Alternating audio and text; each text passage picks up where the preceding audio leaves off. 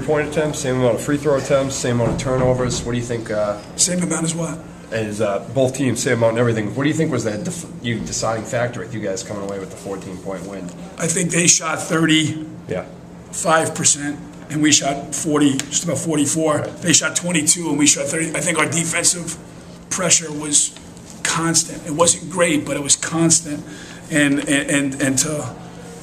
to out-rebound them by 9. Right. That's the first time we've really out-rebounded a team by a high number. And we stressed it yesterday because the kid Daly and Williams inside for pace, they're two horses. They're really, really strong, competitive guys with Murcia. So we had to out-rebound them, which we did. And I think our constant pressure. And offensively, we're just, like Akeem never got off the Schneid. But, tonight it was Scotty. Scotty played like the point guard that we recruited, made all the big free throws, got us into offense. And again, we had DiPenjo Singh's second half was tremendous. Yeah. What about his rebounding, too? I mean, he rebounds bigger than 6 foot. I think in Division II basketball, and we said it yesterday in practice, 5 guys had to go to the glass. Right. And he's so strong and so determined that when the ball's in his area, I want to put my money on a 50-year Division I transfer, graduate, working, just a great person. So whatever DiPenjo gets, it's because he's a good player, but he cares about it. And the glass meant a lot to him tonight, and he really rebounded, especially in the second half. Anything, this wasn't aesthetic. You look at this and kind of say, this was just simply a gritty win. Oh, yeah. And the kid, they're good. They're 6-4 in the league. And we were 5-5, so the target turns around. That's a good basketball team. They beat Bentley, they beat St. Michael's. We didn't. We beat Bentley. We didn't beat St. Michael's. But the job that our guards did on the kid Primus Devonish. Yeah, he was the leading scorer. Right? He had one field goal, and he made some baskets on the foul line, but he had one field goal. And at Adelphi we held Wrangler, their leading scorer, didn't have one field goal. So we're making it really hard to score the basketball against us. And that's what we had. And that started at the break. That's when we kind of took our philosophy and said, we've got to guard the ball.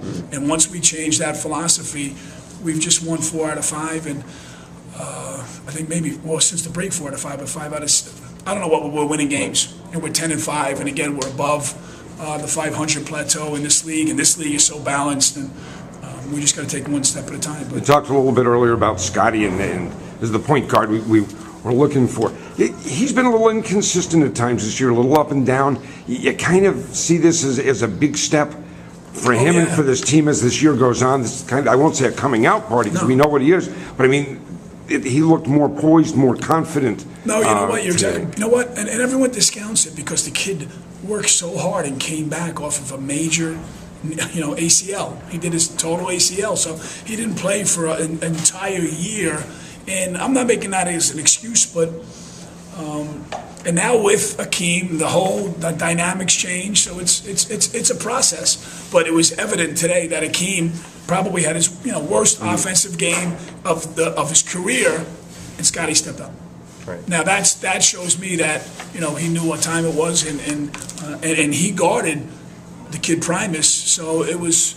We just turned it over. I'm frustrated offensively, but our offense is inevitable. We just played bad offense and scored 74 points. A lot of teams can't get to 74 points. We can, and they made that 3 we wanted to keep them in the 50s today. They made the 3 at the end, but we held them to 60. So it's that's a good win, and a win that now if there's a tiebreaker between us and Pace down the stretch. Because we only played them once, it was a good win, and it was like Bob said, it was an old school UMass Lowell gritty win, and but our kids deserved it. Our kids deserved it, and Scotty and DiPenjo, and I think Botch just gave us that lift in the first half, coming in with the dunk. He's been struggling, and everyone on our team just loves the kid to death. So, just those intangible plays that just give everybody the lift and kind of got our crowd involved with it. It was a team win, and we didn't depend on Akeem Williams. We didn't depend on Matt Welch making threes. We depended on our defense, and that's fine with me. If we have a constant defensive pressure like that, then guess what? When our offense opens up, it's going to be very hard to beat us. Is Scotty that kind of reliable defender too? I mean, can you count on him that kind? He has been in the past. He's probably, I think, 5th or 6th in the league in steals. Robbie Walton's 4th. Akeem is 12th. So we got guys that can steal the ball.